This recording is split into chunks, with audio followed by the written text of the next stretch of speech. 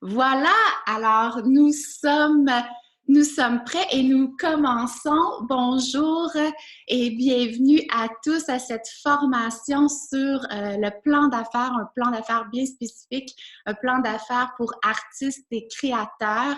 Je suis très contente de voir qu'il y a plusieurs personnes qui sont ici avec nous en direct. Puis je sais beaucoup de personnes m'ont écrit pour me dire je pourrais pas être là en direct, mais je vais écouter ta rediffusion. Alors, bonjour si vous écoutez l'enregistrement. Je suis ravie que vous ayez pris le temps d'être ici aujourd'hui. Mon nom est Catherine Horaire. Je suis stratège d'affaires et marketing pour artistes et créateurs et fondatrice d'artistes entrepreneurs. Je suis ravie d'avoir des gens de Montréal, de la France, de la Belgique, de partout au Québec aussi, qui sont avec nous en direct aujourd'hui. Et mon objectif, c'est vraiment faire de la prochaine heure, d'apporter le plus de valeur possible pour que quand vous quittez aujourd'hui, vous avez une idée concrète sur, et même peut-être vous avez déjà commencé là, à prendre des notes sur votre plan d'affaires. Ça, sans plus tarder, je vais immédiatement partager mon écran parce que j'ai des petites diapos à partager avec vous. Alors, pour ceux qui sont ici avec nous en direct, vous allez avoir l'occasion de poser des questions à la fin.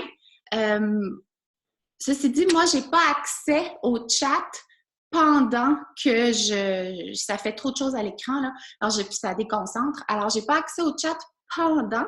Par contre, si vous voulez changer entre vous, il n'y a pas de problème. Et à la fin de ma diapo, ça va me faire plaisir de venir et répondre à toutes vos questions. C'est en fait la partie que j'aime le plus, parce que ça, ce contenu-là, je le connais, ça fait quelques fois que je le donne, mais répondre à vos questions, c'est toujours super agréable. Alors, comme je vous disais, je sais que votre temps est précieux. J'ai mon petit téléphone ici, pas pour faire du texto, mais bien pour m'assurer que je respecte le temps, parce que je sais que votre temps est précieux et je vous félicite d'avoir pris du temps dans votre horaire chargé pour venir écouter ce que j'ai à dire et en apprendre davantage sur comment vous pouvez développer votre entreprise créative. Comme je vous disais, moi, je fais tout mon possible pour rendre ça le plus intéressant et enrichissant pour vous. À chaque fois, je donne cette formation-là une fois par année. Chaque fois, j'ai toujours des commentaires positifs. Il y a toujours un petit quelque chose qu'on me dit « Ah, ce petit quelque chose-là, là, il fallait que je l'entende aujourd'hui, ça m'a fait du bien, bien tant mieux. » Alors, rapidement, de quoi on va parler aujourd'hui? On va parler de pourquoi un artiste a besoin d'un plan d'affaires, parce que souvent on nous challenge là-dessus, pas besoin de plan d'affaires, moi je suis artiste. Les 8 éléments d'un plan d'affaires pour artistes et créateurs. Si vous n'avez pas téléchargé le modèle que je vous ai fourni en l'inscription, vous pourrez faire une capture d'écran. Je vais vous le remontrer plus tard. Après ça, la raison numéro 1 pourquoi les artistes n'obtiennent pas les résultats qu'ils souhaitent. Pourquoi connaître son client idéal égale plus de temps. Ça, je sais pas pourquoi ça s'est arrivé. Bon, voilà. L'ingrédient clé pour une entreprise créative durable, comment planifier atteindre ses objectifs financiers et la pièce qui manque dans la plupart des plans d'affaires. Hein? Alors, j'aime bien cette citation de Henry Ford, même si je suis une grande environnementaliste, ce qu'il a dit a fait beaucoup de sens. Il y a des gens qui disent qu'ils peuvent, il y en a d'autres qui disent qu'ils ne peuvent pas. En général, ils ont tous les deux raison. Hein? Bon. Moi, ce que je veux vous dire par rapport à ça, c'est que c'est certain que vous allez rencontrer de la résistance à un moment ou à un autre pendant ma conférence. Et ça peut apparaître dans la forme de « c'est pas pour moi ça ». Vous commencez à être distrait ou vous vous dites « j'ai déjà tout entendu ça, j'ai pas besoin de réentendre ». OK? C'est normal et je veux juste que vous l'acceptiez et que vous le reconnaissiez quand ça arrive et que vous reveniez dans le moment présent. OK? C'est habituellement un signe qu'on vous demande de sortir de votre zone de confort et c'est un très bon signe. Ce que je vais vous demander, c'est ça. Revenez dans votre moment présent et dites-vous que c'est la première fois, même si vous avez déjà vu du contenu similaire, c'est la première fois qu'on le fait ensemble. C'est la première fois que vous le faites avec moi. Il y aura certainement un point, un mot, une phrase qui va peut-être changer le cours de votre business au cours des prochains mois. Alors aujourd'hui, c'est à propos de vous, mais rapidement parce que j'ai vu les mails rentrer, puis il y a un paquet de gens ici que je connais pas, qui me connaissent pas.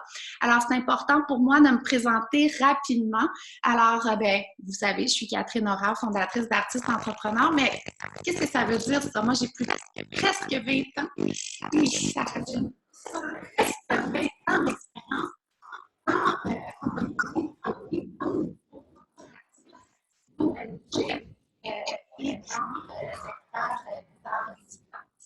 Alors, j'ai étudié le marché de l'art dans un endroit magnifique qui s'appelle la maison de vente aux enchères Christie's, à Christie's Éducation à Paris. Et j'ai travaillé dans plusieurs galeries d'art. J'ai représenté des artistes dans des foires internationales et j'ai aidé depuis plusieurs années maintenant, je fais de la consultation, du coaching en groupe et en privé auprès d'artistes de partout dans le monde. J'ai enseigné aussi l'entrepreneuriat créatif au niveau collégial dans le premier incubateur en Amérique du Nord dédié exclusivement aux artistes et créateurs. Évidemment, je suis fondatrice d'Artistes Entrepreneurs où j'ai bâti une communauté de plus de 20 000 artistes de partout dans le monde que j'aide à bâtir, je les aide à bâtir une entreprise solide.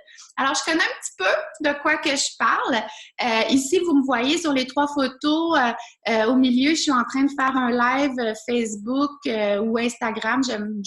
On me trouve plus souvent sur Instagram ces temps-ci. J'aime bien faire des lives, faire des petites vidéos, parler de ce que je vois, ce que je trouve. À gauche, je suis avec des mentors, des gens avec qui j'ai travaillé quand je travaillais en galerie, que j'ai revus récemment dans une foire d'art contemporain à Toronto. Et à droite, complètement, vous me voyez avec une de mes clientes à New York alors qu'elle faisait une de ses premières foires internationales. Alors, moi, je crois que tous les artistes peuvent être prospères s'ils trouvent leur place sur le marché de l'art. Alors, c'est souvent ça, hein, l'enjeu, c'est que vous avez beaucoup de talent, mais maintenant, il faut trouver votre place pour vous faire rayonner et accroître vos ventes. Alors, c'est ça. Assez parlé de moi. Maintenant, moi, je vais vous parler de vous. Je veux savoir comment vous vous sentez quand on parle de business. Hein? Aujourd'hui, on va parler de business. Certains artistes adorent parler de ça. D'autres, ça les dégoûte carrément. Ce petit bout de femme-là, je ne sais pas si vous la reconnaissez. Moi, j'ai des enfants de 5 et 7 ans. Et c'est un personnage d'un film de Disney qui s'appelle Dégoût, en fait. D'un film de Disney, vice-versa. Il parle des émotions et une des émotions, c'est dégoût, est représentée par ce petit bout de femme. Pourquoi je vous parle d'elle? Ben, parce que la plupart des artistes que je rencontre, ça les dégoûte un peu, hein, parler de business. Souvent, on me dit, moi, je déteste ça. Puis quand on déteste ça, on ne veut pas regarder. On fait beaucoup d'évitement. Puis souvent, on se donne aussi l'excuse que, ben, on n'a pas besoin. Hein. Moi, je suis artiste, j'ai pas besoin, j'ai pas à savoir la business, j'ai pas à m'impliquer dans la business. Moi, tout ce que je devrais faire, c'est créer. Ben, tant mieux si vous, dans votre monde à vous, c'est possible. Hein? On est bien content pour vous. Moi, dans le monde dans lequel je vis, c'est pas comme ça que ça fonctionne. Même pour ceux et celles qui croient qu'avoir un agent, c'est une solution à tout, moi, ce que je veux vous dire, c'est que peu importe où vous voulez vous situer dans le marché de l'art, que vous vouliez prendre tout en main dans votre business ou que vous choisissez d'avoir un modèle avec des partenaires d'affaires comme des agents, des galeries, etc., il faut quand même comprendre la business. Parce que c'est quand... Moi, je suis tellement triste. Moi, régulièrement, je reçois des mails d'artistes qui se sont fait flouer, voler, qui se sont fait promettre le monde hein, sur un plateau d'argent et c'est pas finalement les résultats qu'ils ont eus. Puis je me dis, si au moins ils avaient été éduqués, si au moins ils avaient eu l'information, si au moins ils comprenaient comment le marché fonctionne, ils se seraient rapidement rendus compte que l'offre qu'on leur avait faite ne faisait aucun sens et ils ne se seraient pas rendus jusque-là. Hein? Alors, dans le fond, moi, je me dis, on parle d'empowerment en anglais, hein? Quelqu'un qui connaît au moins le marché, qui sait les différentes tendances, qui sait dans quelle direction on va aller, mais ça permet de prendre des décisions beaucoup plus éclairées. Moi, mon but, c'est pas de vous dire de faire tout votre business et de tout gérer dans votre entreprise créative de A à Z. Ça serait pas réaliste, puis je connais pas aucune autre industrie où on se bâtit une business puis on fait tout de A à Z. L'idée, par contre, c'est de comprendre l'écosystème dans lequel on opère pour pouvoir prendre des décisions éclairées puis s'associer à des personnes qui vont nous aider, qui vont dans la même direction que nous. Hein? Alors, puis c'est ça. Puis à force de dire qu'on déteste ça, ben on commence à le croire, puis on commence à penser que c'est normal, alors que c'est pas du tout nécessaire. Puis croyez-moi, en tout cas, moi, j'aime ça parler business, j'aime ça parler d'argent, puis ça fait pas d'une personne moins profonde ou qui a pas des bonnes valeurs. Au contraire, moi, je considère que j'ai des très belles valeurs, puis j'aime ça les partager avec les gens avec qui je travaille. Alors, donc, si c'est comme ça que vous vous sentez aujourd'hui, pas de souci, hein? Pas de souci, je comprends ça. Mais ce que je veux, c'est vous aider peut-être à passer par-dessus des idées préconçues aussi qu'on pense que les artistes sont pas bons avec l'argent puis sont pas bons avec la business. C'est pas vrai. C'est pas vrai. Il y en a plein qui sont super bons. Il s'agit juste d'avoir la volonté d'apprendre. Alors, ma question pour vous, c'est avez-vous un plan? Hein? Tout le monde peut avoir du succès jusqu'à temps qu'il réalise que ça prend pour avoir le succès. Hein? Puis après ça, on se défile. Hein? Avez-vous un plan? Moi, ce que je veux vous dire, c'est que je vous comprends. Je sais que c'est pas facile d'avoir une business en art. Je vous dirais pas que c'est facile, là. Puis je vais pas vous donner une étape en trois étapes là, pour faire 300 000. Là. C'est pas du tout ça c'est pas du tout ça, c'est pas dans mes valeurs. Je sais que c'est pas facile. Si c'était facile, tous les artistes auraient beaucoup de succès. Par contre, je sais que c'est possible. Et je sais aussi que le premier pas vers la croissance, c'est avoir un plan et c'est de poser des actions concrètes. OK? L'inaction ne vous mènera nulle part. OK, alors agir, ça peut prendre différentes formes. Et aujourd'hui, le fait que vous êtes ici, bien déjà, vous prenez action et on va aller un pas plus loin en créant votre plan d'affaires parce que avec ce que je comprends et le feedback que j'ai eu quand j'ai lancé l'invitation, c'est « Ah, Catherine, j'en ai pas de plan. Il faut que j'assiste à ta formation. » Alors, voilà votre occasion. OK? Aujourd'hui, on va parler de stratégie. Mais je vais aussi vous inviter à penser, parce que moi, je travaille sur 3 piliers. Hein. Je travaille sur la stratégie, mais je parle aussi d'exécution, parce que ça ne sert à rien de juste avoir un plan, mais qu'on ne l'exécute pas. Hein. Ça ne vaut pas le papier sur lequel il est écrit, comme on dirait. Et aussi, tout ce qui se passe entre nos deux oreilles qui nous empêche justement souvent d'avancer dans notre business. On a le plan, on sait qu'il faut qu'on l'exécute, mais on ne le fait pas. Pourquoi? Parce qu'on a de la résistance qui se passe ici à l'intérieur de nous. Alors, on va parler de tout ça aujourd'hui. Que vous soyez débutant, que vous ayez quelques ventes ou que vous soyez prête à passer à un autre niveau de votre carrière, cette formation est pour vous parce que peu importe l'étape de croissance où vous êtes dans votre business, ça va vous prendre un plan pour accéder au prochain niveau.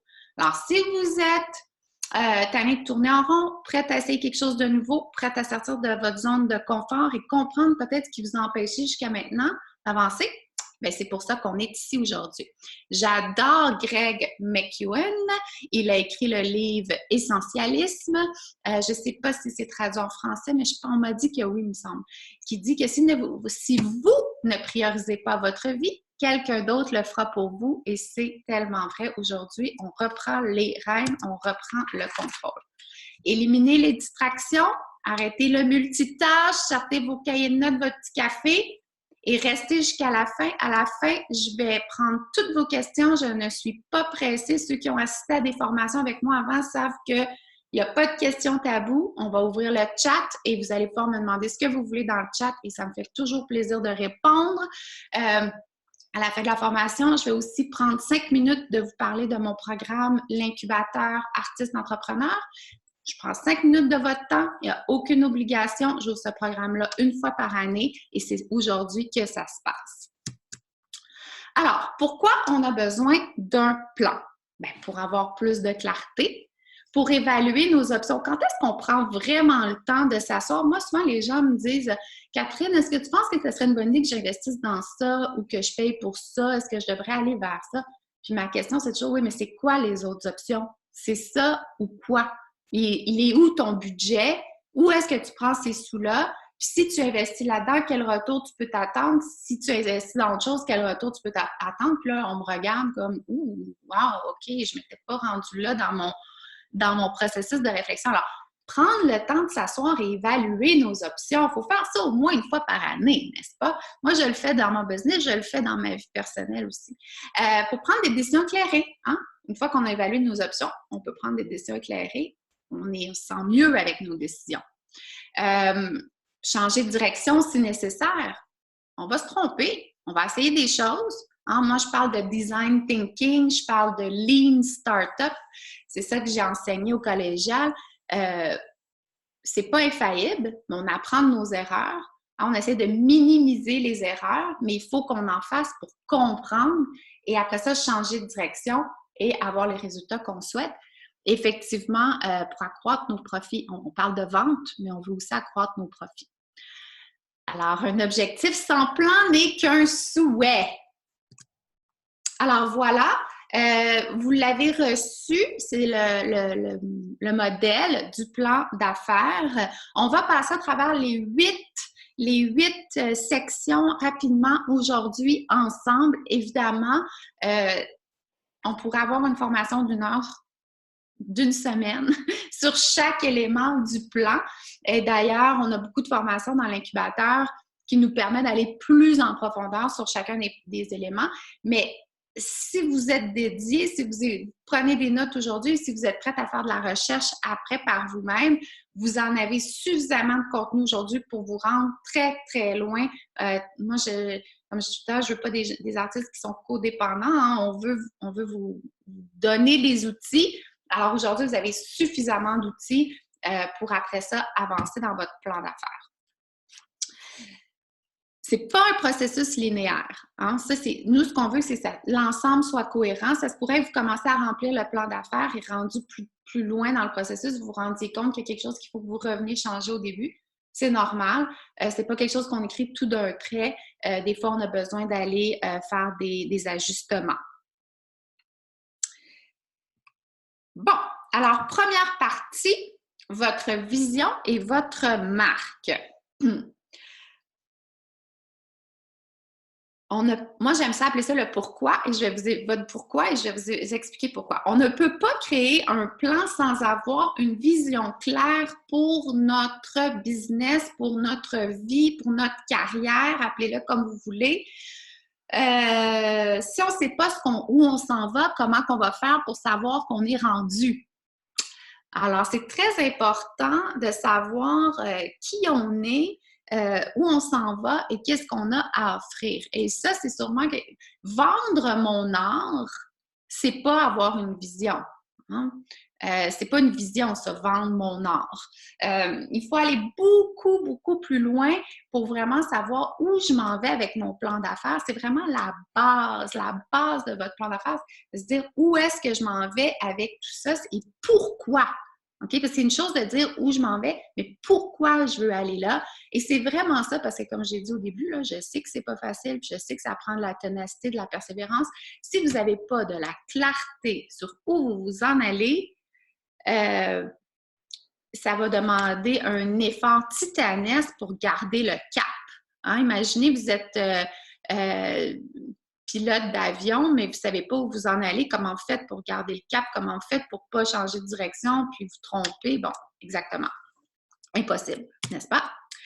Alors, quand on parle de vision de marque et du pourquoi, c'est pas moi qui ai inventé ça, c'est vraiment, ça vient de Simon Sinek. Alors, je ne sais pas si vous avez déjà entendu parler de lui, mais Simon Sinek, qui vient du monde du marketing, qui s'est posé beaucoup, beaucoup de questions. Pourquoi certaines entreprises réussissaient tant et d'autres échouaient? Et quand il a fait une analyse macro, si vous voulez aller voir un de ses TED Talks, il est excellent.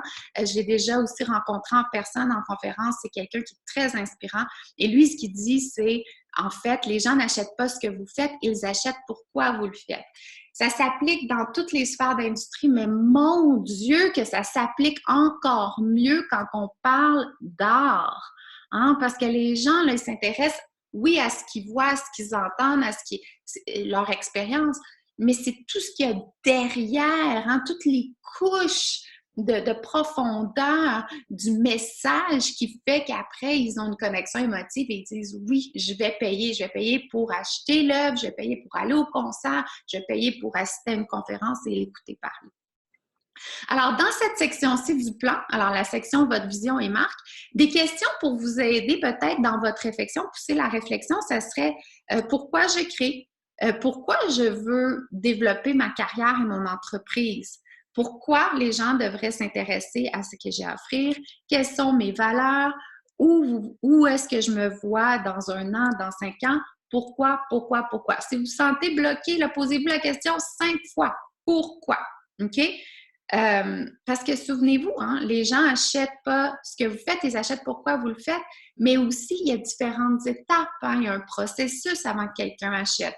Il faut d'abord qu'ils vous connaissent, après ça, il faut qu'ils vous aiment et qu'ils vous apprécient. Là, quand je dis aime, je ne parle pas aimer d'amour, mais qu'ils vous apprécient et après qu'ils aient confiance en vous. S'ils ne passent pas, s'ils ne vous connaissent pas, s'ils ne vous apprécient pas et s'il n'a pas confiance en vous, croyez-moi, il ne va pas vous donner un sou. Hein? Je pense que c'est la même chose pour tout le monde. Hein? On est tous d'accord avec ça. Alors, être clair sur sa vision et sur les attributs de la marque et être constant et professionnel dans vos communications, c'est vraiment, vraiment la fondation de votre plan. Juste un petit mot sur la marque. Hein? La marque, je ne parle pas de logo, je parle plutôt des valeurs, hein? De qu'est-ce qui fait de vous qui êtes unique, qu'est-ce qui vous rend unique, comment est-ce que vous allez pouvoir créer une connexion émotive avec votre public. Hein? Une bonne définition de votre marque, ça pourrait être qu'est-ce que les gens disent de vous quand vous n'êtes pas là. Je vous laisse réfléchir là-dessus. Alors, c'est sûrement le manque de vision, d'avoir une vision claire, qui est la raison numéro 1 pourquoi les artistes n'ont pas le succès qu'ils désirent. Ça, là, je peux vous le dire, j'ai travaillé avec cet artiste-là. Tellement, c'est qu'ils ont une vision claire, ils savent comment, ils ne savent pas nécessairement le comment. Ça, ils vont trouver. Le comment, là, on trouve toujours une façon. Mais si on ne sait pas le pourquoi, bien difficile. Alors, deuxième aspect du plan, la clientèle cible, hein, le qui, à qui vous allez vendre vos œuvres. Voici un aspect avec lequel plusieurs artistes ont des problèmes ou qui trouvent difficile à cerner. Puis moi, je crois personnellement que c'est un symptôme de résistance. Hein. On y pense trop, on se dit qu'on ne le sait pas, puis on met ça sur la tablette. Je ne sais pas, moi, qui s'intéresse à mes œuvres, puis là, on laisse ça sur la tablette, on n'avance pas. Mais en fait, avec une vision claire, vous pouvez maintenant savoir qui vous voulez servir avec votre art. Et l'important, on le dirait dans n'importe quelle industrie, c'est de faire des recherches, hein, de rencontrer, d'écouter, pour comprendre, hein, les gens avec qui on veut travailler, notre clientèle. Pourquoi créer une distance? Il faut créer une proximité avec les gens avec qui on veut travailler, nos clients. Il ne faut pas créer une distance. Si on ne les connaît pas, comment on va créer cette proximité-là? Alors, pour trouver, tisser des liens, il faut d'abord comprendre. Je ne sais pas c'est qui, ce n'est pas vraiment une option. Ça, c'est de la résistance. Il ne faut pas avoir peur d'essayer différents contacts, différents types d'approches pour voir comment notre collectionneur cible ou notre client cible, il y a toutes sortes de termes là, qui sont utilisés, réagissent et comment on peut vraiment tisser ces liens serrés-là. Quand on parle de clientèle cible en 2019 presque, là, on parle plus seulement de données sociodémographiques, là. On parle vraiment de valeurs, de croyances, d'intérêts. Hein? La personne qu'on veut rejoindre avec notre travail, habituellement, si on veut le rejoindre avec des liens, en créant des liens émotifs, parce que les gens qui achètent l'art, effectivement, c'est à cause de liens émotifs. C'est plutôt en faisant des liens avec nos croyances, nos valeurs, nos intérêts. Alors, apprenez à connaître votre marché cible. C'est la seule façon de tisser des liens. Y a-t-il quelque chose de plus désagréable de rencontrer quelqu'un qui pense qu'il sait tout de nous, mais que dans le fond, il ne s'intéresse pas à nous et ne nous écoute pas? puis qui essaie de nous pousser quelque chose dans la gorge, c'est la pire chose. Hein? Je pense pas que vous avez envie de vendre votre art comme ça, puis je pense pas que votre clientèle a le goût de le recevoir de cette façon-là non plus. On va parler de vente un peu plus tard, mais plus on connaît les gens avec qui on veut travailler, puis qu'est-ce qui les intéresse, puis qu'est-ce qui les fait vibrer, le moins on a l'impression qu'on vend.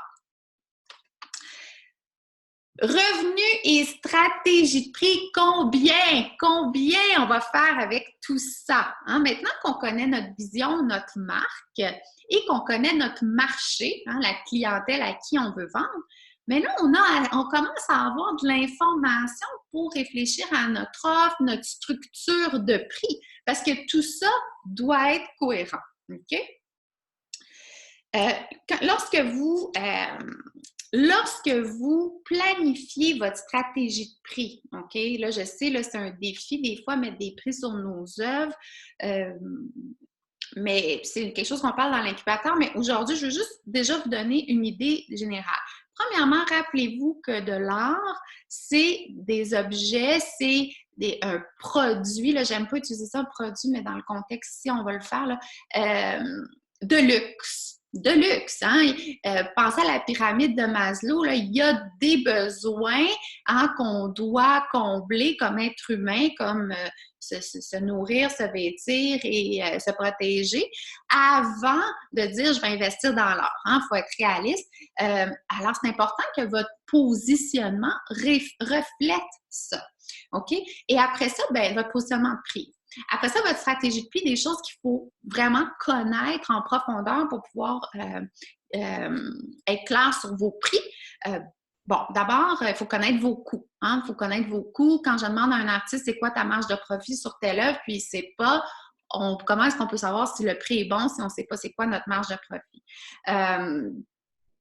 Alors, il faut aussi faire des recherches, il faut connaître le marché dans lequel on opère. C'est très différent d'un lieu géographique à un autre. Ça dépend aussi à qui on veut vendre, ça dépend dans quel contexte on vend aussi, quels canaux de vente on utilise.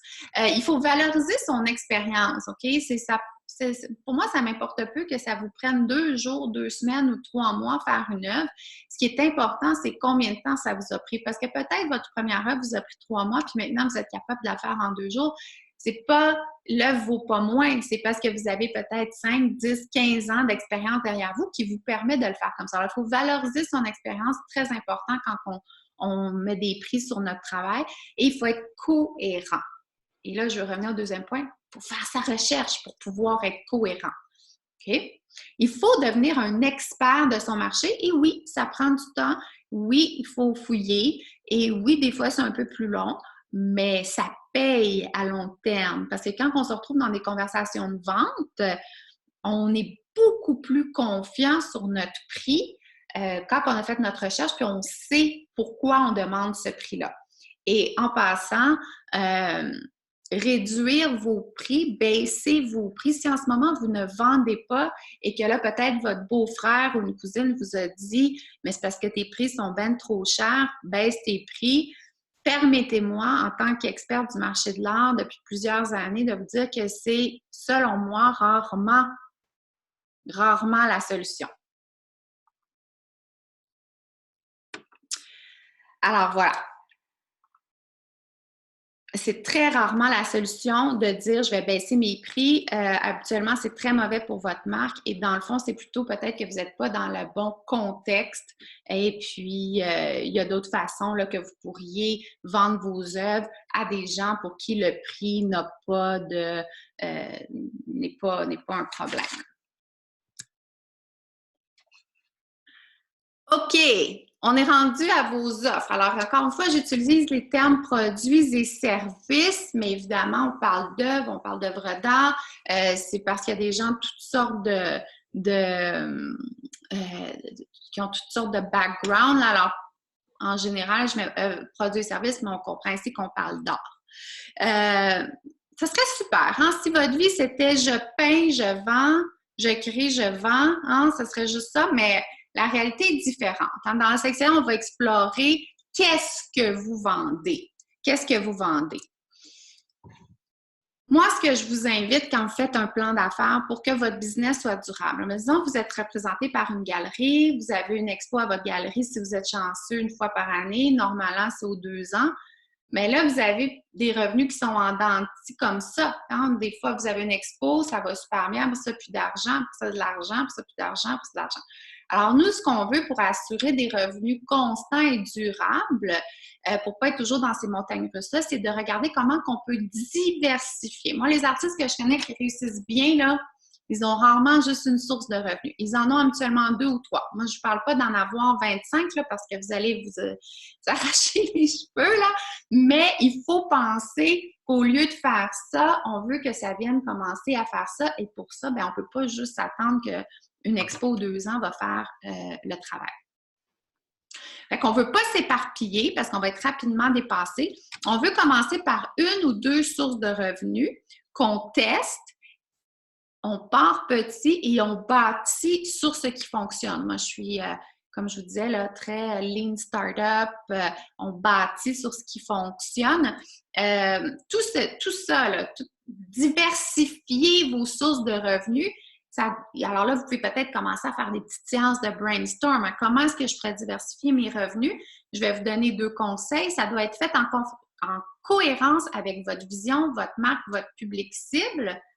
Alors, voici 2 choses auxquelles vous pouvez penser quand vous commencez à brainstormer, à faire le remue-ménage de votre comment vous pourriez diversifier.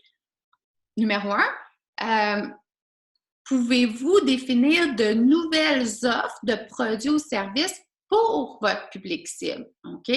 Alors, vous avez défini c'est qui votre public cible. Puis là, vous dites, bon, ben moi, je vends déjà ça. Est-ce qu'il y a autre chose que je pourrais lui offrir?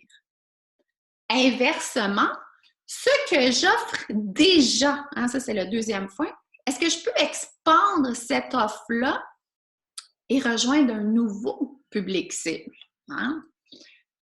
Ça peut être des questions à vous poser pour dire de quelle façon est-ce que je pourrais diversifier mes sources de revenus.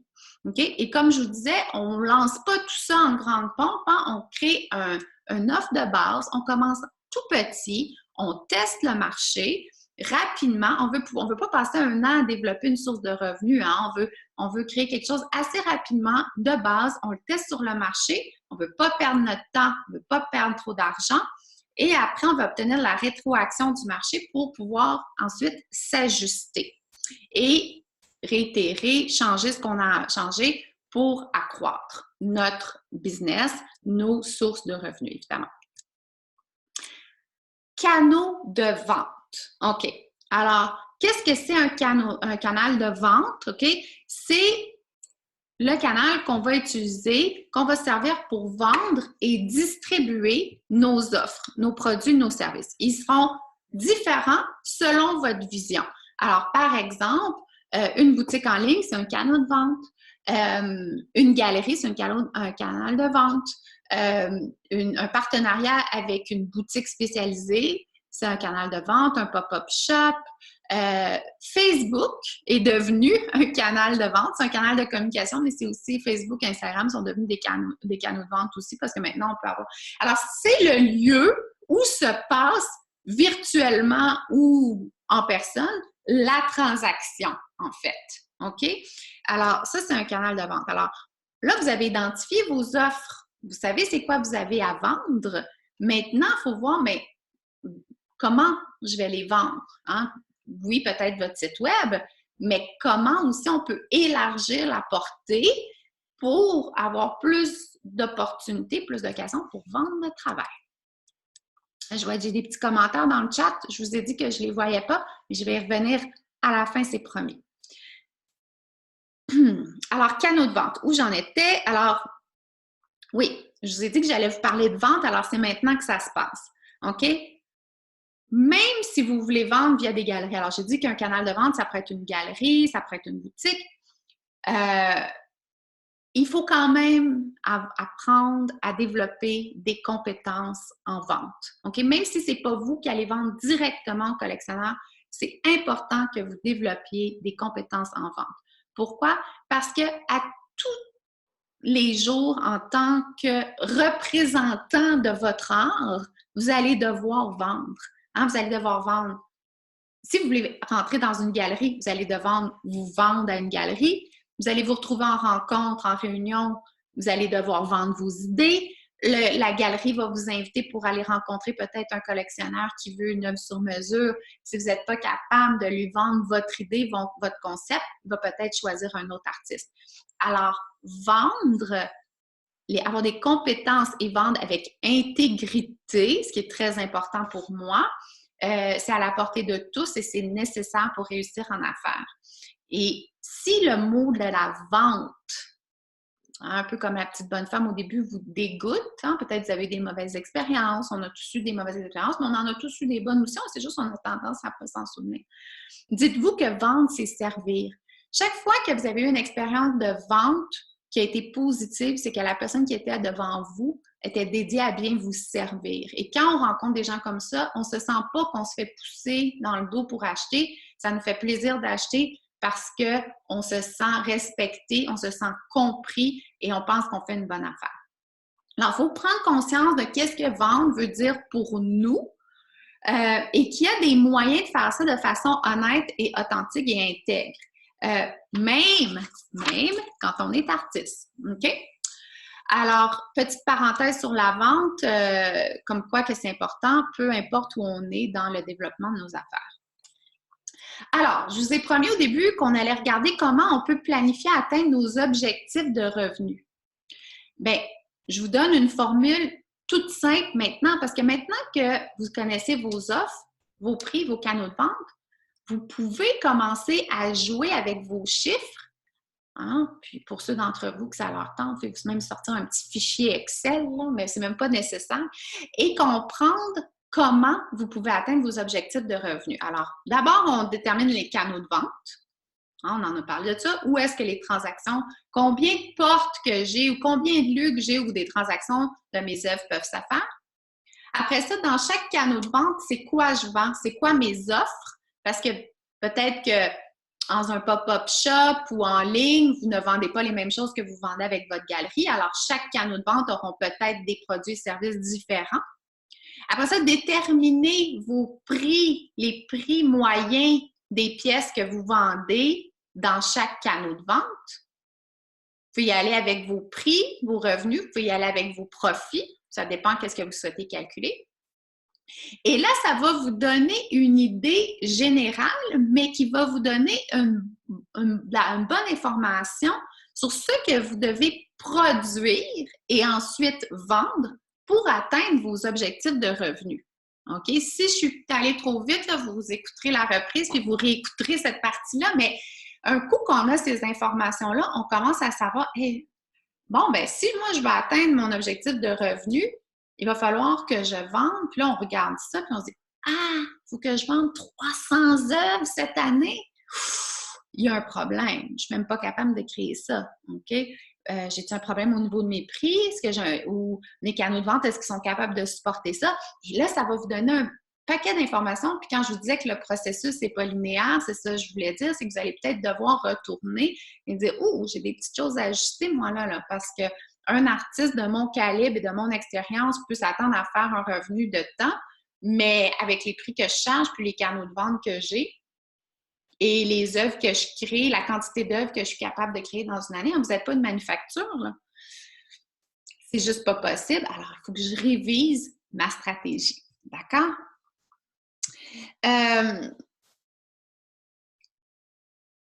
Voilà. Alors, maintenant, on va parler de marketing et de communication. Ah oui, parce que là aussi, on fait le lien avec le marketing et les communications. C'est qu'un coup, vous savez combien d'œuvres vous devez vendre. Disons que c'est réaliste. Là. OK, on va regarder, vous dites oui, c'est tout à fait réaliste, il faut que j'en vende tant. Mais là, maintenant, vous savez ce que vous avez à vendre, vous savez combien vous devez vendre et ça vous donne une information qui va vous éclairer sur, OK, c'est quoi les efforts marketing que je dois mettre pour pouvoir vendre tant d'œuvres, pour pouvoir vendre à travers mes différents canaux de vente. OK?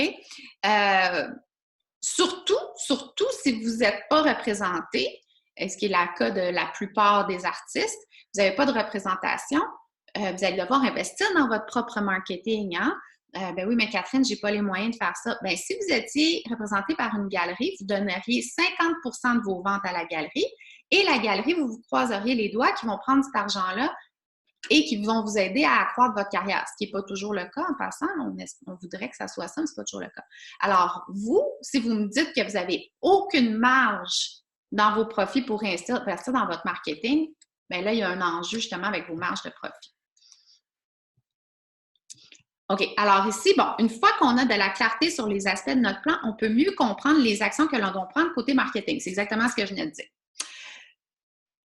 Avoir une bonne compréhension des coûts, des marges de profit pour savoir combien vous pouvez investir. Si vous ne pouvez pas investir, bon, vous voyez, j'ai tout dit ça. C'est que vos prix ne sont pas alignés. OK?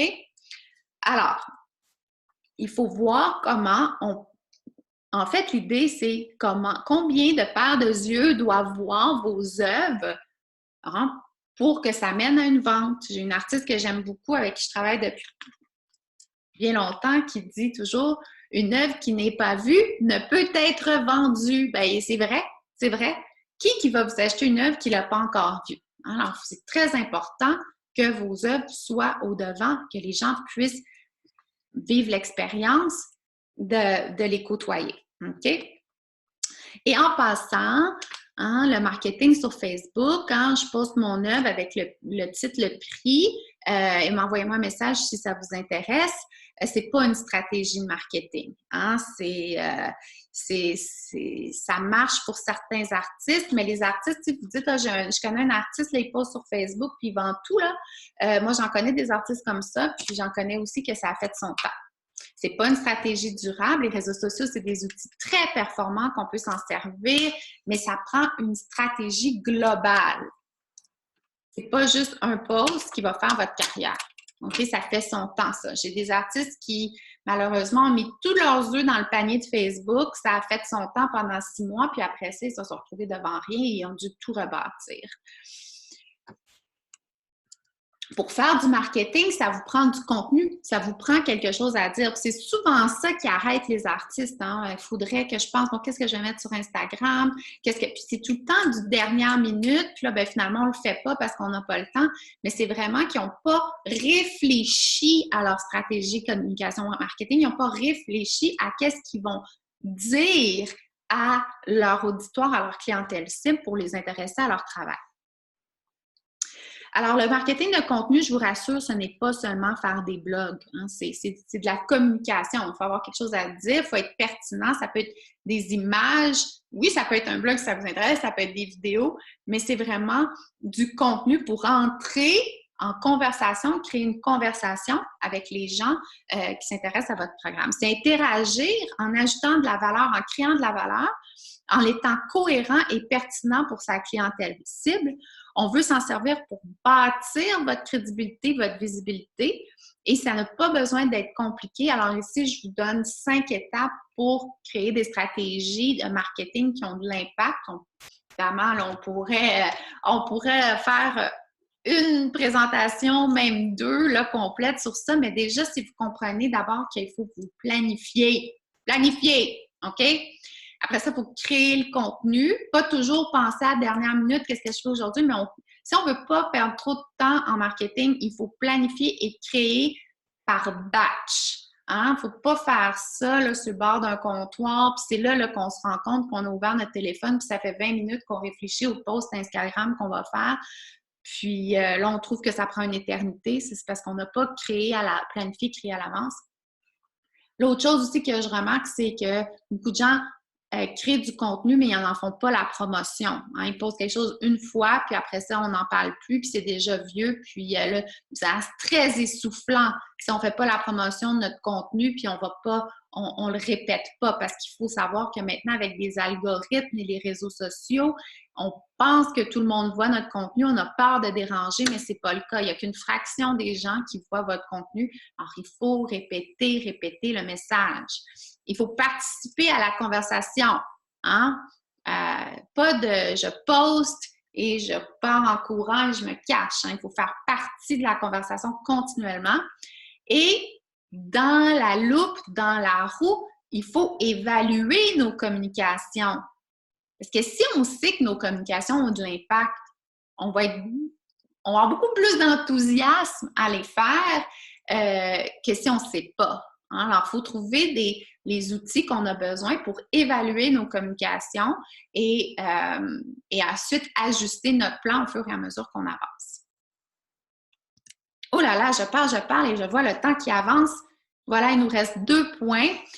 L'équipe étoile, votre équipe étoile, alors un élément qui manque dans la plupart des plans d'affaires d'artistes. Pourquoi? Parce que la plupart des artistes pensent qu'ils ne peuvent pas se permettre d'avoir une équipe, ils ne peuvent pas se permettre d'avoir des gens qui les appuient dans leur démarche entrepreneuriale. En réalité, c'est tout le contraire. Vous ne pouvez pas vous permettre de tout faire seul, OK? Vous risquez personnellement l'épuisement professionnel et le burn-out. Au sein de votre business, vous n'aurez pas les résultats que vous voulez et vous allez constamment vous sentir dépassé par la situation. Vous allez aussi rester petit. Hein? Vous allez jouer petit, play small, qu'on dit en anglais.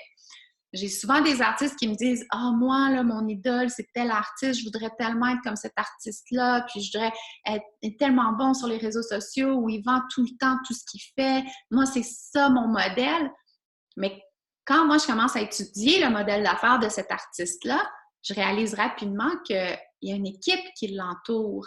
Et ça ne veut pas dire que vous devez tout de suite commencer là, à vous entourer de 5 personnes dans votre équipe. Ça peut être quelqu'un qui vous aide 3 heures par semaine pour commencer. Là, moi, je ne vous dis pas, là, je suis toute pour le lean startup. Là. Je ne vous dis pas là, que tout d'un coup, il faut investir des centaines de milliers de dollars dans une équipe. Mais ce que je dis, c'est qu'il faut être réaliste par rapport aux résultats qu'on veut et ce qu'il faut investir pour avoir les résultats qu'on souhaite.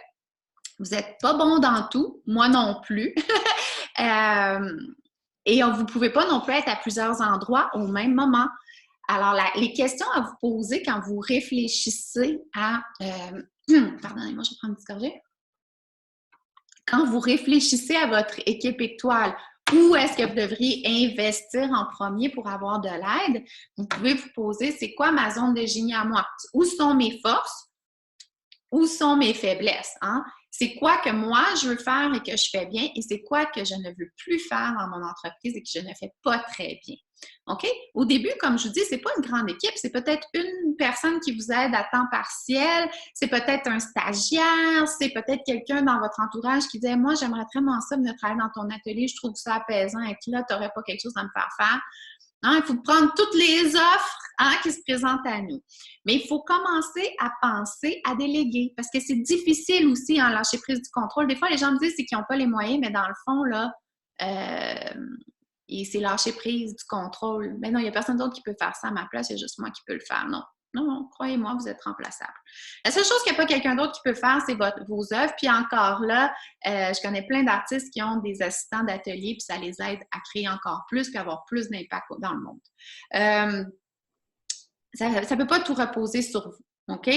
Et quand on me demande, c'est à quel moment est-ce que je dois commencer à penser à avoir une équipe, ma réponse, c'est tout le temps plus tôt que vous le pensez. Si vous me posez la question, c'est que clairement, il y a peut-être un besoin, puis on pourrait l'adresser tout de suite. Et le dernier point, les partenaires clés. Alors, il y a l'équipe étoile. Alors, ça, c'est les gens qui vous appuient à l'interne. Et après ça, les partenaires clés, ça, c'est les gens qui vous appuient à l'externe de votre organisation. J'adore parler de partenariat. C'est d'ailleurs un des cours que j'enseigne quand je vous ai dit que j'enseignais dans un incubateur nord-américain. Si vous voulez accélérer votre croissance, il faut collaborer avec des partenaires. C'est la façon la plus efficace et au plus faible coût de vous développer. C'est pas nécessairement des partenaires dans votre industrie. Hein? Peut-être que vous avez essayé de travailler avec d'autres artistes et ça n'a pas donné des bons résultats. C'est compréhensible. C'est plutôt de réfléchir à qui est-ce qui parle à ma clientèle cible. Avec qui est-ce que je pourrais m'associer pour accroître ma portée et que mes œuvres soient vues par plus de gens. OK?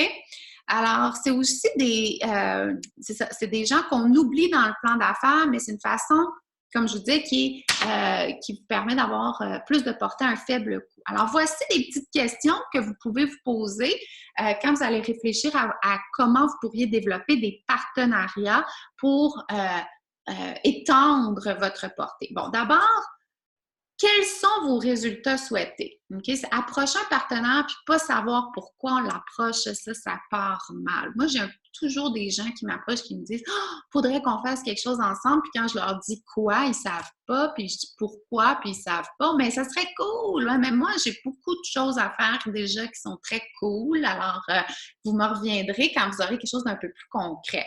Alors, quels sont vos résultats souhaités? Ça, il faut que vous pensiez à ça à vous. Qui parle déjà à votre clientèle cible? Ça va vous aider à identifier avec qui vous pourriez entrer en contact pour développer des partenariats. Et après, que pourriez-vous faire ensemble qui serait gagnant-gagnant? OK? Il faut arrêter de se regarder le nombril un peu puis dire, bon, bien, si j'approche ce partenaire-là, qu'est-ce que j'ai à lui offrir et comment est-ce qu'on pourrait travailler ensemble pour que ça soit gagnant-gagnant? Alors, voilà les 8 points du plan d'affaires pour artistes et créateurs. Et là, bon, là, vous me dites, OK, Catherine, tu nous as montré comment remplir la grille, mais là, on fait quoi, là? On fait quoi avec ça? Peut-être que vous êtes comme, vous attrapez la balle au bon, puis vous vous dites, ça y est, c'est parfait, j'ai ce que j'ai besoin, maintenant, je suis capable d'avancer, j'ai trouvé où il y avait un petit pépin dans ma business, et là, maintenant, je vais faire ma recherche. Parfait. Pour d'autres, c'est une chose d'avoir un plan, c'est quelque chose d'autre de le mettre en œuvre. Hein? Peut-être que vous avez l'impression que vous avez déjà tout essayé, peut-être que vous avez des doutes que ça va fonctionner, peut-être que vous ne savez juste pas par où commencer. OK? Ce qui est décevant, ce que je ne sais pas pourquoi, des fois, il y a ces petites lignes-là qui apparaissent, j'ai aucune idée. Ce que je sais, c'est qu'il y a beaucoup d'entre vous, malheureusement, qui, après cette formation-là, allaient laisser ça sur la tablette, puis il n'y a jamais rien qui va arriver. Puis c'est correct, c'est normal. Peut-être vous y reviendrez dans quelques mois, dans quelques années. Il n'y a aucun problème. Mais pour ceux qui ont envie d'aller plus loin avec ça, je prends 5 minutes, il était 54, je prends 5 minutes pour vous parler de l'incubateur artiste-entrepreneur et après ça, je réponds à toutes vos questions, ceux qui sont ici en direct. OK? Vous pouvez même commencer à les mettre dans le chat, ça va me faire plaisir. Alors, vous pourriez essayer de tout faire tout seul, mais la question, c'est comment est-ce que ça vous a servi jusqu'à maintenant? Si vous êtes ici, c'est probablement parce que vous trouvez que ça ne va pas exactement comme vous voulez. Alors, avant de passer aux questions-réponses, voici, je vais vous parler de Chris. Alors, Chris, c'est une Australienne qui vit désormais en France. En fait, là, elle est en France et entre France et Barcelone. Mais lorsque je l'ai rencontrée, elle avait vendu des œuvres à des grands collectionneurs. Elle avait eu une galerie. Sa galerie a fermé. Elle était complètement découragée. Elle était allergique à la planification. Et depuis qu'elle a rejoint l'incubateur artiste-entrepreneur, elle s'est créée ses propres projets. Comme elle dit, contre toute attente, elle m'a fait rédiger un plan et ça a fonctionné. C'est vrai, on a rédigé un plan. Elle a participé à la foire. Elle a vendu son œuvre la plus grande, la plus chère à vie. Elle a démarré une deuxième source de revenus et elle a déjà des ventes derrière elle. Et elle a même refusé une galerie qui l'a approchée pour la représenter parce que c'était simplement pas le bon fit. Alors, Chris n'est qu'une des artistes qui s'est joint à l'incubateur artiste-entrepreneur, dont je suis très contente de vous en parler aujourd'hui parce que les inscriptions ouvrent aujourd'hui pour la cohorte qui commence le 9 janvier prochain. L'incubateur artiste-entrepreneur, c'est un programme que je n'ouvre qu'une seule fois par année en français. Et ça fait déjà plusieurs années que ce programme-là roule en anglais. En français, c'est la deuxième fois que je l'ouvre et il n'est que disponible une fois par année. Alors, qu'est-ce que c'est l'incubateur artiste-entrepreneur? C'est un programme complet d'une durée de 6 mois uniquement pour artistes et créateurs et c'est pour, selon moi, une combinaison gagnante. Il n'y a rien d'autre sur le marché comme ça. Ça fait assez longtemps que je fais ça pour le savoir, où on combine formation, coaching et communauté pour vous assurer du succès. Ce n'est pas un cours en ligne et vous allez voir pourquoi. Et on prend vraiment ça d'une approche très globale où, comme je vous disais, on couvre les 3 piliers sur lesquels je travaille, la stratégie, l'exécution de la stratégie et aussi l'état d'esprit entrepreneurial pour s'assurer que vous réussissez pas juste pendant les 6 mois qu'on travaille ensemble, mais après. Moi, là, ce que j'aime le plus entendre après, c'est quand je reçois des mails de mes clients qui me disent « Maintenant, là, j'ai toujours ma petite Catherine sur l'épaule parce que Catherine, elle m'a fait réaliser que je les ai, les réponses en moi. Puis, elle m'a montré les bonnes questions à me poser. Maintenant, j'ai confiance en moi pour avancer. » Alors, qu'est-ce que c'est rapidement?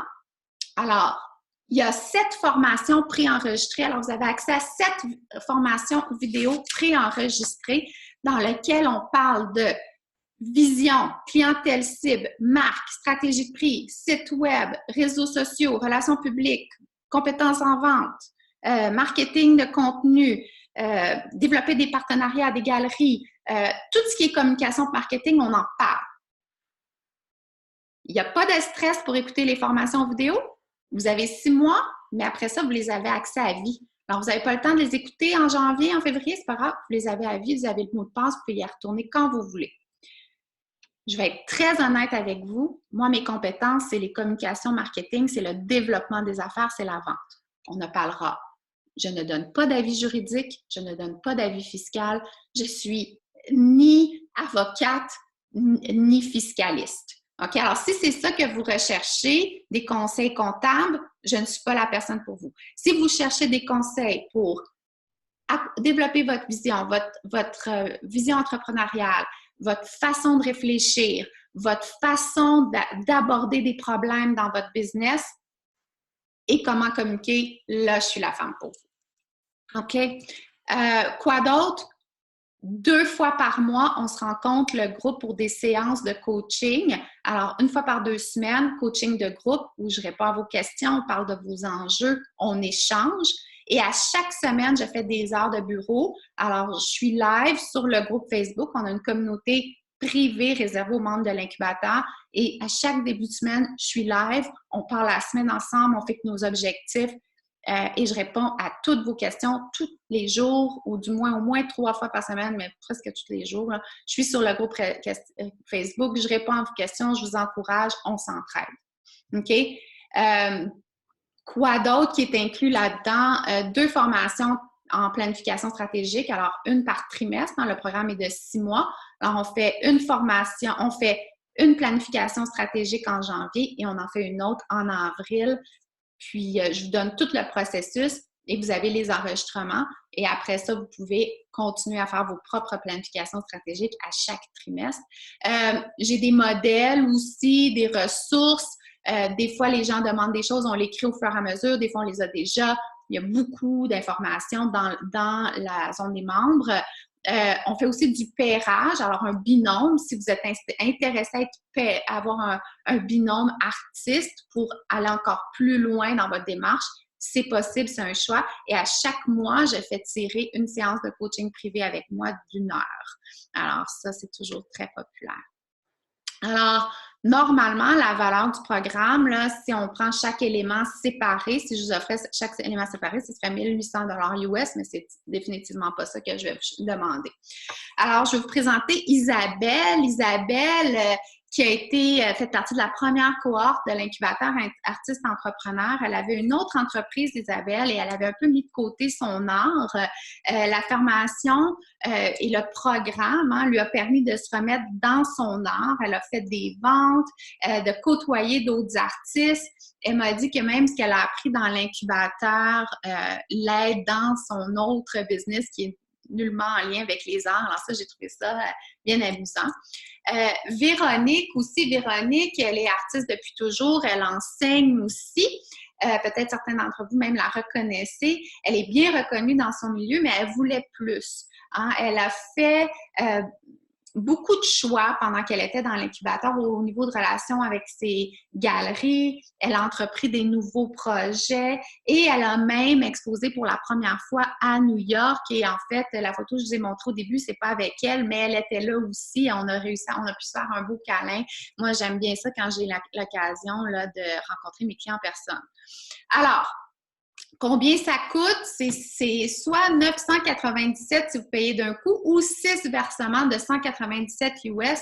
Là, quand j'ai fait les diapos, ça donnait à peu près 245 canadiens ou 165 € par mois.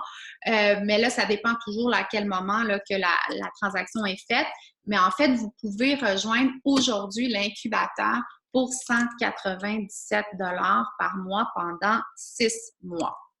Alors, Christine, ici aussi, qu'elle a dit que vraiment, elle, ça en faisait partie de celle qui disait « Maintenant, j'ai ma Catherine sur mon épaule. Hein. » Elle s'est ouvert un atelier-galerie à Chartres et c'est sûr qu'il y avait beaucoup d'insécurité par rapport à ça, mais désormais, elle a une vision de croissance et les choses vont bien pour elle. On est très contente pour Christine. Et ici, Murzo, Steph aussi, là, quand elle fait un travail exceptionnel. Si vous avez la chance d'aller la voir sur Instagram, Murzo, tous les artistes avec qui je travaille font du beau travail, mais cette jeune artiste, c'est extraordinaire ce qu'elle fait. Puis elle doutait beaucoup de sa place sur le marché.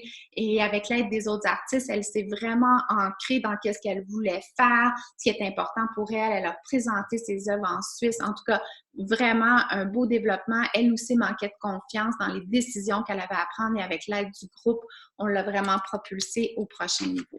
Alors vraiment, mon but, c'est de vous accompagner avec la réflexion stratégique, l'exécution de votre plan d'affaires et le maintien d'une maîtrise, hein, d'un état d'esprit entrepreneurial. OK? Je ne suis pas ici pour vous donner des solutions magiques, mais je suis aussi pour m'assurer que vous ne sentez plus jamais pris, hein, pris au dépourvu, pas savoir, je suis coincée, je ne suis pas capable d'avancer.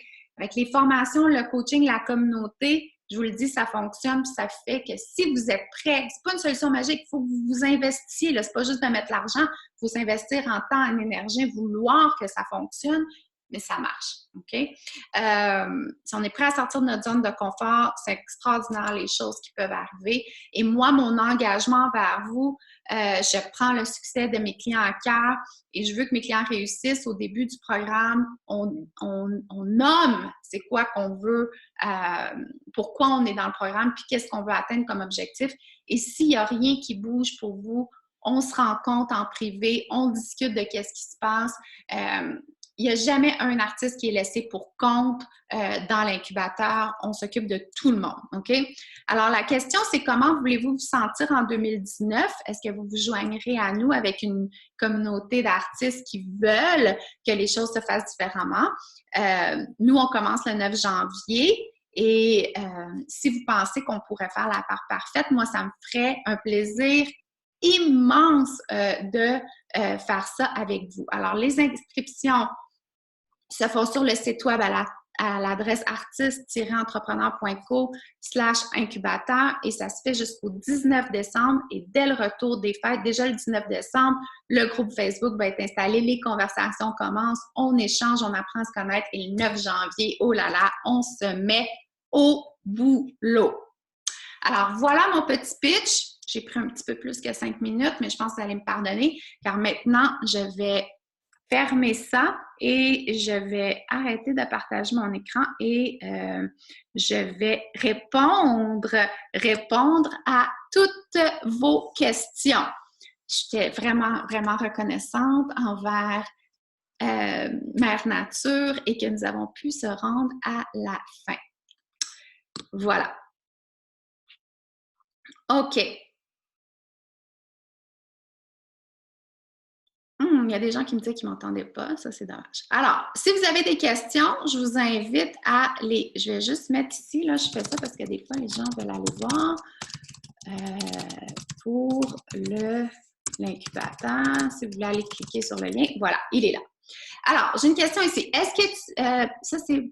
Ah oui, vous pouvez me poser pas juste des questions sur l'incubateur. Hein. Si vous avez des questions sur le plan d'affaires, moi, ça me fait plaisir. Là, vous m'avez, c'est gratuit, profitez-en. Est-ce que j'aide les gens à faire des choix dans les compétences pour quelqu'un qui touche à plusieurs domaines? Alors, je ne suis pas certaine que je comprends. Est-ce que j'aide à faire des choix dans les compétences pour quelqu'un qui touche à plusieurs domaines? Moi, je n'ai pas de problème. Des artistes, en fait, là, souvent, on pense que être artiste, il faut être dans une voie, puis si on ne fait pas juste une chose, les gens ne comprendront pas. Et moi, je pense que ça part du pourquoi et ça part de la vision, de la marque et de la façon qu'on se présente qu'on se présente comme artiste. C'est sûr que si les gens ne comprennent pas qu'est-ce qu'on fait, ils vont avoir moins tendance à vouloir acheter qu'est-ce qu'on en a fait. Alors, c'est très important qu'on soit clair dans notre offre. Alors oui, effectivement, quand on va faire notre premier appel de planification stratégique, qu'on va mettre notre plan sur pied, après ça, moi, je vous demande dans l'incubateur de partager vos objectifs et comment vous allez les atteindre. Hein, je ne vous laisse pas ça aller tout seul. Là, vous partagez ça avec moi. Et là, premièrement, je vous dis, bon, on apprend à fixer des objectifs. Les gens savent comment fixer des objectifs, mais ils ne le savent pas. Après ça, je regarde si vos objectifs sont réalistes, mais surtout, si les actions que vous pensez poser pour atteindre vos objectifs, j'ai assez d'expérience pour voir tout de suite si c'est bon ou pas. Et là, oui, je vais vous aider à dire, ben écoute, ici, il manque quelque chose, il faudrait y penser. Ou, oh là, tu t'éparpilles dans beaucoup trop de directions, hein, parce que moi, le focus, c'est comme une de mes... j'en parle tellement qu'il y en a qui sont rendus qui me trouvent fatigante. Alors, il faut avoir du focus. Alors, oui, on touche à plusieurs domaines, mais il faut quand même avoir un fil conducteur, un focus. Puis là, si on dit, ben là, ce trimestre-ci, je vais faire ça avec ma musique, puis ça avec ma peinture, puis ça avec, je sais pas, moi, mon impro. Là, il y a trop de choses qui se passent. Puis là, ce qui arrive, c'est qu'on dilue, hein, on dilue notre portée, là, on saupoudre et on n'atteint pas de résultat. Alors, est-ce que je vous aide à faire des choix? Je pense que des fois, je pose des questions qui dérangent, des questions qu'on n'ose pas se poser nous-mêmes parce qu'on ne veut pas se les poser. Mais oui, moi, mon but, là, c'est d'avoir ces conversations-là avec vous. C'est vraiment à vous de venir dire, ben j'ai un souci à ce niveau-là, je ne sais pas trop par quel bout prendre. Et effectivement, moi, il y a rien... en anglais, on dit « no stone left unturned ». Il n'y a pas de sujet pour moi qui n'est pas un bon sujet à parler dans l'incubateur. En fait, les deux sujets que je ne parle pas, puis je vous l'ai déjà dit, c'est fiscalité et droit. Et puis ça, ben, des fois, il y a des gens, même dans l'incubateur, qui ont des références. Alors, des fois, il y a d'autres personnes qui peuvent vous aider à ce niveau-là. Merci beaucoup pour ce partage, Catherine. Ça me fait plaisir. Peut-on revoir le plan d'affaires commenté par toi? Effectivement, la reprise vidéo va être disponible en fait sur la page de l'incubateur. Vous allez recevoir un mail dès que ça va être mis en ligne. Merci pour cette conférence. C'est toujours un plaisir. Alors, Betty, je m'interroge sur ce que tu as dit sur la clientèle cible. Super. Déjà que vous vous interrogiez, moi, je trouve que c'est excellent. C'est souvent quand on ne s'interroge pas qu'il y a un problème. Je ne vois pas vraiment comment concrètement apprendre à connaître les intérêts et les valeurs de personnes inconnues. Bien, moi, je vous relance la question, Betty, parce que vous n'êtes pas la seule. Puis, c'est sûr que je pourrais donner un atelier complet là-dessus, mais moi, je vais vous relancer en question et je dis, je ne vois, en utilisant le même verbatim, je ne vois pas vraiment comment concrètement vous allez pouvoir vendre vos œuvres à des personnes inconnues. Voilà, je vous relance. Parce que si vous n'apprenez pas à connaître les gens avec qui vous voulez créer un lien, ça va être difficile. Et moi, là, si j'arrivais ici là, sur mes grands chevaux, là, puis je dis aux artistes, il faut faire ci, puis il faut faire ça, puis il faut faire ci, il faut faire ça. C'est ce que j'entends souvent d'artistes, en fait. Hein, il y a le cousin, il y a le beau-frère, il y a le voisin qui me dit que je devrais faire ci, je devrais faire ça. Mais je comprends pas comment je peux faire qu'est-ce qu'il me dit. Mais je pense qu'il comprend pas c'est quoi être un artiste. Ben c'est ça, c'est parce que je comprends alors que je peux vous servir. C'est la même chose pour le message marketing dans vos œuvres. Hein, si votre travail... il y a un aspect probablement de valeur. Les gens qui achètent, si vous questionnez les gens, peut-être qui ont déjà acheté de vos œuvres ou que quand ils sont devant vos œuvres, ils ont une émotion et que vous commencez à discuter avec eux. Hein. Souvent, quand on vend, on a l'impression qu'il faut qu'on parle, alors que ce qu'il faut faire, c'est surtout écouter. Et quand on commence à écouter les gens et qu'ils nous disent qu'est-ce qui les touche et qu'est-ce que les gens... tous ces gens-là qui nous ont dit que ça les touche ont en commun, déjà, on commence à se faire un portrait très intéressant de notre clientèle type. En fait, je crois que j'ai du mal à savoir quel est mon client cible. C'est pour ça aussi, je donne un atelier dans l'incubateur là-dessus, qu'il y a certaines étapes. Hein. Je vous donne un peu certaines étapes pour aller à la rencontre, tester des idées, puis il faut pas non plus penser que c'est essai-erreur. Tu sais, on l'a ou on l'a pas. Oui, c'est ça. Il faut penser que c'est essai-erreur. C'est pas on l'a ou on l'a pas. C'est quelque chose qu'on raffine, Betty. Betty, qu'est-ce qu'elle me dit? Ah oui, je comprends mieux avec vos expressions. Super. C'est que c'est quelque chose qu'on apprend puis qui évolue parce que vous, comme artiste, vous allez évoluer. Je vous le souhaite, hein, tout au long de votre carrière. Et votre clientèle aussi va évoluer, on espère avec vous, mais ça va changer aussi. Alors, c'est toujours un processus d'apprendre à connaître les gens qu'on veut servir avec notre art. Oui, c'est lors des expos, c'est lors de rencontres. Ça peut être aussi sur des posts, sur des réseaux sociaux. Hein? Des fois, on a des gens qui, tu sais, souvent, c'est très unidirectionnel, mais des fois, si on pose des questions, est-ce qu'il y a quelque chose que les gens aiment plus que de parler d'eux-mêmes? Hein? Si on leur ouvre la porte aux gens puis on leur demande de nous parler d'eux, là, c'est un sujet que les gens aiment beaucoup aborder, hein, parler de soi. Alors, c'est pas très long que vous allez commencer à avoir des réponses si vous demandez aux gens qui vous suivent et les gens qui achètent de vous le pourquoi derrière la chose.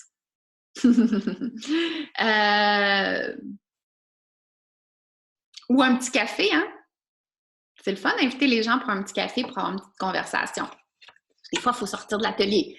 On peut les inviter pour un café à l'atelier aussi. Bon, Alexis, ce plan d'affaires est variable en fonction du pays où on se trouve ou il est bétonné de manière générale. Alors, moi, je pense que c'est, comme je vous dis, la communication marketing. Moi, je travaille avec des artistes Amérique du Nord, Amérique du Sud, Europe, Australie. J'ai vraiment des clients partout dans le monde et les éléments que je vous présente aujourd'hui, ce que j'ai comme expérience, c'est que c'est bon à travers. Après ça, c'est sûr que quand on commence à parler, surtout quand on rentre dans les stratégies de prix, puis les marges de profit. Des fois, il y a certaines personnes qui me disent « Oui, mais ici, dans notre pays, la fiscalité, c'est incroyable. Est-ce que ça nous coûte de taxes, ici et ça? » Alors là, c'est pour ça qu'il faut aussi prendre en compte, quand je vous dis faire vos recherches, connaître vos marges de profit, des fois, moi, je n'ai pas ces informations-là pour chaque pays où j'ai des clients. Fait que là, dans ce cas-là, il faut faire de la recherche. Mais effectivement, Alexis, ce plan d'affaires-là, ces éléments-là, peu importe où vous vous situez dans le monde, il faut avoir une réflexion approfondie sur comment vous allez les gérer dans votre business. Marianne 2. Pour la vente en ligne, tu viens de dire que tu ne donnes pas des conseils légaux, mais nous diriges-tu vers des ressources pour voir quoi se considérer comme conditions de vente, politique de retour, assurance, contrat, blablabla. C'est quelque chose qui m'intimide, mais j'aimerais bien vendre directement sur mon site avec un écran de vente. Oui, on va en parler. Il y a plein de ressources, j'en connais. La seule chose, ce que je veux dire, Marianne, par là, c'est que je ne suis pas avocate. Fait que moi, je vous réfère à des ressources, mais je peux pas, c'est pas, j'ai eu Catherine Horaire m'a dit que c'était correct. J'ai un contrat, par exemple. Tu sais, ça m'est déjà arrivé que quelqu'un me demande, un client, de réviser un contrat. Là, moi, je peux donner un avis parce que j'ai de l'expérience et j'en ai lu beaucoup, mais ce n'est pas un avis juridique. C'est plutôt ça que je veux dire. Mais oui, alors la vente en ligne, je suis très au courant pour ceux qui sont en Europe sur les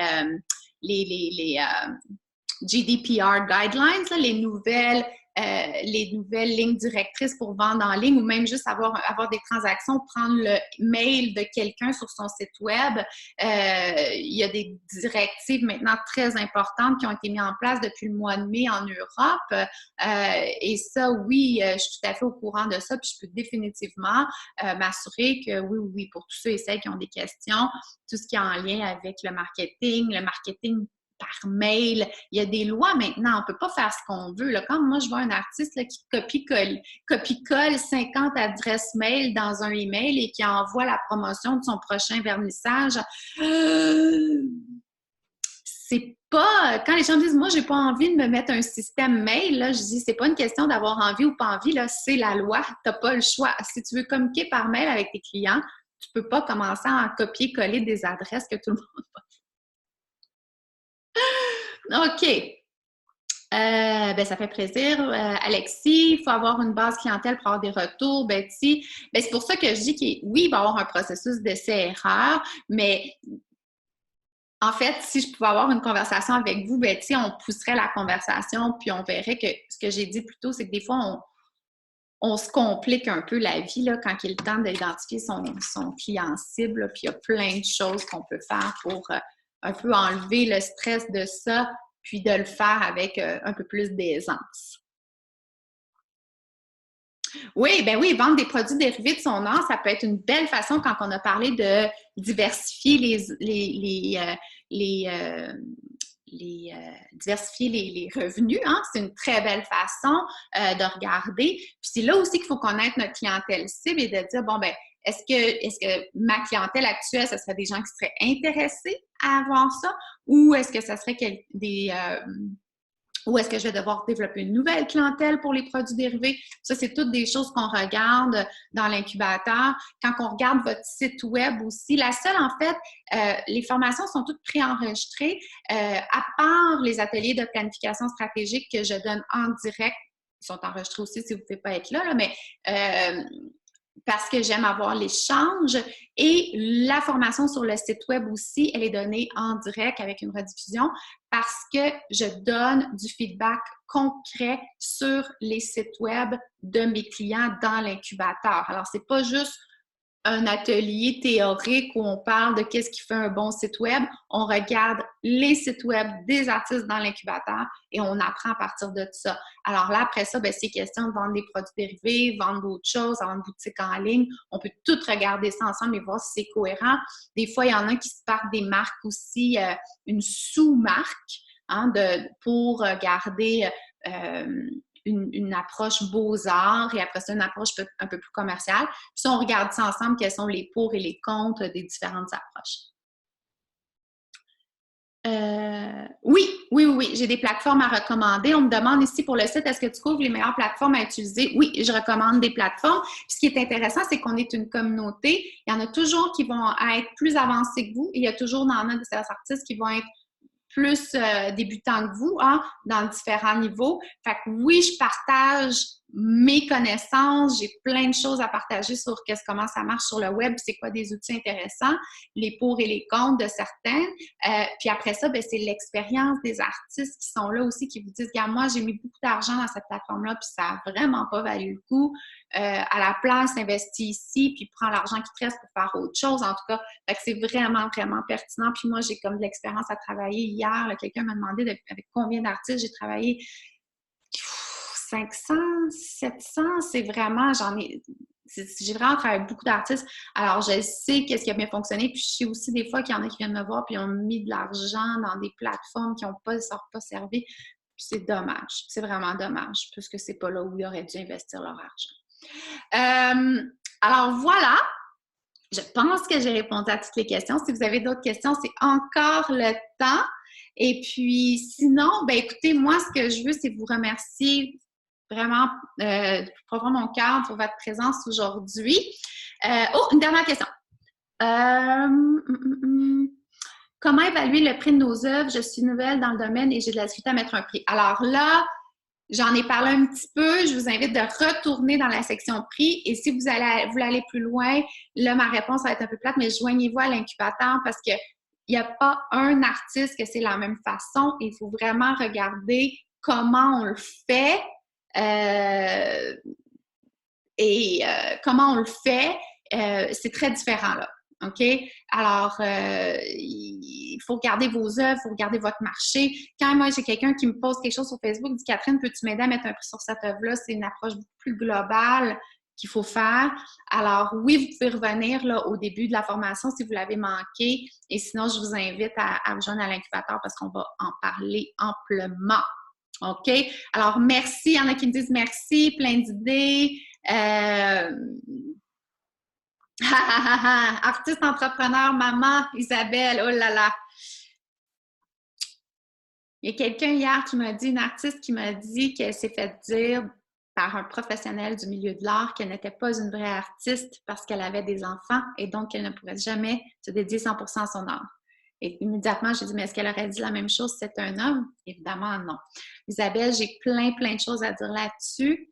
Mais la seule chose que je vais dire maintenant, c'est faut faut laisser tomber le perfectionnisme. Je vais dire 2 choses. Laisser tomber le perfectionnisme. Non, 3 choses. Laisser tomber le perfectionnisme. Pas penser que vous allez tout faire toute seule. Impossible. Il faut s'entourer. Et 3, il faut apprendre à se passer en premier, prendre soin de nous. Parce que comme dans un avion, il faut se donner l'oxygène à nous avant de le donner à nos enfants. Si on ne prend pas soin de nous, on ne peut pas prendre soin de notre business, on ne peut pas prendre soin de nos enfants, on ne peut pas prendre soin de personne, de nos clients, personne. OK? Alors, c'est mes 3 petits conseils, mais j'aurais tellement, tellement d'autres choses à dire là-dessus. Je me rends compte qu'il y a des peurs profondes en lien avec l'entrepreneuriat. Je le sais, c'est pour ça que je fais ce programme de groupe-là, parce que vous n'êtes pas les seuls à avoir ces peurs-là. On les a tous à un moment ou à un autre. Et c'est quand on a une vision forte et qu'on est entouré qu'on peut avoir des résultats. C'est pas en s'isolant et c'est pas en pensant que ça va jamais nous arriver qu'on va arriver à quelque chose. OK? C'est un plaisir. Merci à vous tous. J'espère que vous allez considérer l'incubateur. Si vous dormez là-dessus et que vous avez des questions, n'hésitez pas, envoyez-moi un mail. Ça me fait toujours plaisir de vous aider à prendre une décision.